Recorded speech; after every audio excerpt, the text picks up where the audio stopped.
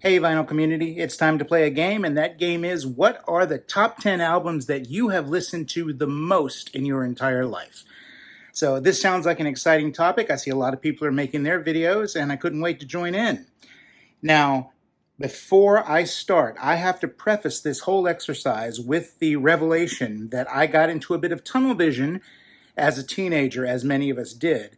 And if I'm actually listening the albums I've listened to the most in my entire life, it's probably entirely the Beatles, Pink Floyd, and Led Zeppelin, just from my teen years alone, even though I don't listen to those bands nearly as much as I used to.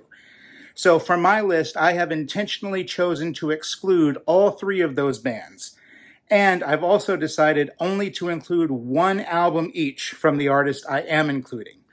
So hopefully this list will be a little bit different than some of the others I've seen. I see a lot of people with repetition, repeated artists, and Beatles and whatnot. So I'm trying to do something a little different. But honestly, if this was my real top 10 list, let's see, it would be Dark Side of the Moon, Wish You Were Here, Animals, The Wall, Led Zeppelin 2, Led Zeppelin 4, The White Album, Abbey Road, and probably Magical Mystery Tour. So that's my actual top 10, but that's not a fun video. So let's count down in no order whatsoever my top 10 most listened to albums.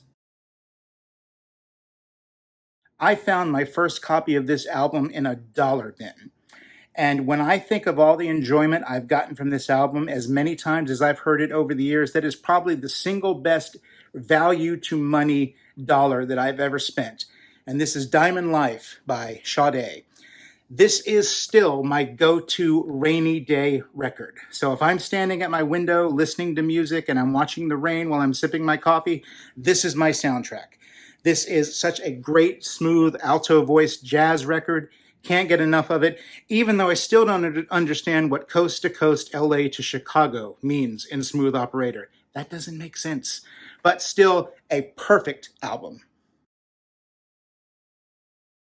I could have picked almost any of this artist's albums. I almost went with Highway 61 Revisited, or Blonde on Blonde, or Blood on the Tracks, or The Freewheelin' Bob Dylan, but I am going with Bringing It All Back Home, which is possibly the first Dylan album I fell in love with. This has Subterranean Homesick Blues and a lot of songs on it, some great acoustic tracks that I still love. I come back to this album time and time and time again. Love it. It's a classic. We'll never stop listening to it. This is an album my cousin turned me on to. He was in the military and he was stationed in Japan.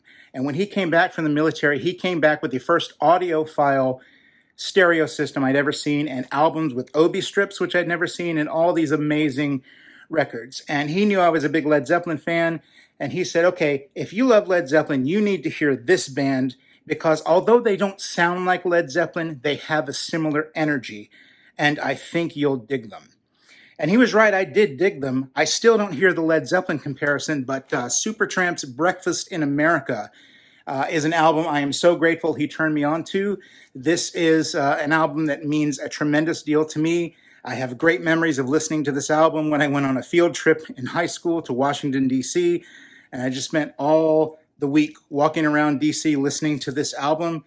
And even now when I hear, Take the Long Way Home by Supertramp, I immediately flash back to high school senior year.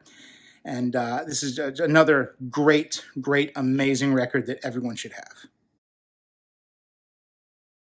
As with many other artists on my list, I had a hard time picking just one album. I could have picked half a dozen by this particular band, but part of the reason I love this album so much, and I know we're not supposed to judge a book or a record by its cover, but this amazing cover. This is Let It Bleed by the Rolling Stones, and part of it is I love antique phonographs. I love the Victrola reproducer arm here, and what scared me, my mom had this album when I was a kid, and she would leave the cover out when she played it, and I was terrified. Whoops, I didn't realize this was here. So what amazed me and terrified me as a kid was, like, on the front cover, we have this very tranquil, it's a wedding, it's happy, we've got music to celebrate, and in the act of flipping the cover over, it's all gone to hell.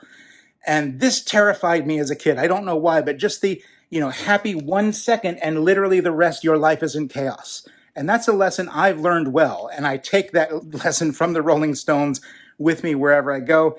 Fantastic album. One of the things I really miss about going to record stores in the 80s and 90s was how passionate the clerks were. And I'm not saying that record store clerks, there are no passionate record store clerks, but as I mentioned in a recent video, I've had some issues recently where the clerks at record stores just don't even speak to you and don't even really make any conversation. They make no effort to find out what you're looking for or what you're interested in. And this set that I'm about to show came to me in the 90s when this artist's complete works were issued on CD for the first time ever. And he sold me this with his passion. And I took these CDs home. I loved it, and I loved it so much. I've carried this music with me for decades since. I now have it on vinyl.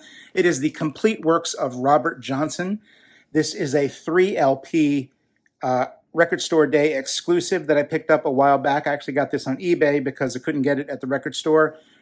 But I got it before the prices went stupid. And these are really well remastered. They sound great for songs recorded in the 1930s. But every blues song ever, it seems, is on here. Sweet Home Chicago, and When You Got a Good Friend, and Love in Vain, which the Rolling Stones recorded. Half these songs have been recorded by Eric Clapton and everybody else. So the complete works of Robert Johnson. This man, even now, does not get enough credit for shaping the music we all love today. Hey, by the way, we're halfway through the list. Please go ahead and like and subscribe if you enjoy my content. As I'm recording this, we're just under 500 subscribers, and I really want to hit it. So please take a quick second and just give me that like and subscribe if you would. Thanks. We are all so fortunate to live in a time when the great Joni Mitchell is still alive, because she gave us one of the true folk masterpieces of all time with Blue, which I believe is 1970 or 71. God Made This Angel, put her in Canada, she came to California, inspired Led Zeppelin, created musical tunings that people still can't comprehend, and made one of the most perfect female-led singer-songwriter albums ever. This is an album that I can't shake it. Lyrically, it's so intense, it's so deep, it's like poetry. One song on here, River, has now become a Christmas standard somehow, even though it's not about Christmas, but it does talk about the wintertime. And it does talk about it's nearly Christmas, but it's not about Christmas. But I hear it on the radio and in restaurants every holiday season. And so many great songs on here. California, All I Want, The Last Time I Saw Richard, My Old Man. Nothing but classics on this phenomenal album. Some of you may know when I'm not role-playing as a record collector here on YouTube, I am a writer for a living. I'm a technical writer. I write a lot of manuals and things like that. And one of the records I love to put on when I need some noise to listen to, but I don't need to focus on lyrics or anything like that.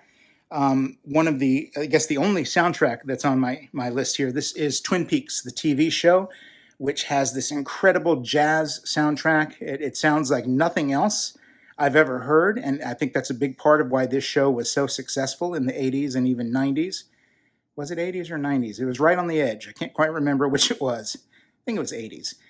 And my favorite TV show of all time, by the way. I've got all the Blu-rays, and I watch this all the time. So Twin Peaks, masterful, minimal jazz. And when I need to just write and crank out the words, there's no record I love better. I'm going to admit that nostalgia plays a big part in this next choice. As far as albums that define my personal middle school years, ages 14 to 15, there were a few records I played more than this. This was a really popular band. They're still very popular. This was probably their commercial success, the biggest selling record I would think that they ever had. But it was not critically well loved, and I think over time people love this record less now than they used to. But it's an integral part of my listening experience. This is Invisible Touch by Genesis, which I think is the quintessential Phil Collins era Genesis record. Almost every song on this album was a hit. Tonight, Tonight, Tonight, Land of Confusion, Throwing It All Away, and many, many others. At least 6 songs on this record were singles, and I love every track on it except the final track, which is called The Brazilian. It's an instrumental, and I can take or leave it, but every other song on this is phenomenal. Is the production dated? Yes. Does it sound 80s and cheesy as hell? Yes. Is the songwriting still amazing? Yes. I still love Invisible Touch by Genesis, and you can still find this in the bargain bin. You need to have it if you don't, because it's a great 80s pop record. This pick was like Sophie's Choice because I can only include one album from this band, and this is one of the seminal bands ever for me. One of my very favorites. At least half a dozen records could have ended up here because I listened to them all that much. But I went with the 1977 Songs from the Wood by Jethro Tull. This is the first of their so-called progressive folk trilogy, the English folk prog trilogy. Songs from the Wood into Heavy Horses into Stormwatch. And those first two in particular are incredible. But I could have picked Thick as a Brick. I could have picked Stand Up. I could have picked War Child. I could have picked The Beast in the Broadsword. I could have picked Crest of a Knave. Benefit. So many of these albums mean so much to me. Even Heavy Horses could have been my pick. This is a wonderful, wonderful album. Folky, haunting lyrics. It got a definite medieval feel to it, but also some kick-ass rock. So, and this also was, I think, the first Jethro Tull album I owned. I had heard some Tull before, and I think maybe I had a greatest hits, but the first like actual album that wasn't a greatest hits was this one, and I got this out of a dollar bin. And this is another, when you count value to money spent, this is not my original copy, but my first copy of this album came out of a dollar bin, and still listen to it at least twice a year, 3 times a year. Still love it. And my final pick for today is going to be one of those rare albums from the 80s that I still listen to as much now as I ever have. There was never a period I went to where I was tired of hearing this album. And I could put it on right now and enjoy it. And this is an album that conquered the world when it came out. And I think, as many albums do, the popularity is kind of a little tired of that album. But I still love The Joshua Tree by U2, one of my most played albums of all time. And again, an album with no bad songs. Won tons of Grammys. People got sick of it. Had many, many hit singles, With or Without You being the most famous. But I still haven't found what I'm looking for as my personal favorite. And when it comes to great music, I did find what I was looking for, and I still have it, and I'm still listening to it. And this album is a masterpiece. All right, that's my top 10. And again, this was a very, very difficult list to make. And honestly, I can't believe what didn't make my list. I didn't get anything by The Who, nothing by the Alan Parsons Project, nothing by Miles Davis, nothing by John Coltrane. None of my jazz made the cut because I focus mainly on pop and rock. But this, you ask me tomorrow, I'm making a different list, So maybe if you like this list, maybe I'll do a volume 2. Let me know if you'd like to see that. And please, in the comments below, please tell me what your favorites are of the ones I listed and what would be on your list if you haven't already made a similar video like this. So again, thanks so much for watching. Please, again, like and subscribe if you haven't done that. Let's get that 500 subscribers, and we'll find something fun and amazing to do. Not amazing, but we'll find something fun to do if we hit that milestone. So thanks again for watching, everyone. Thank you so much. Have a great day.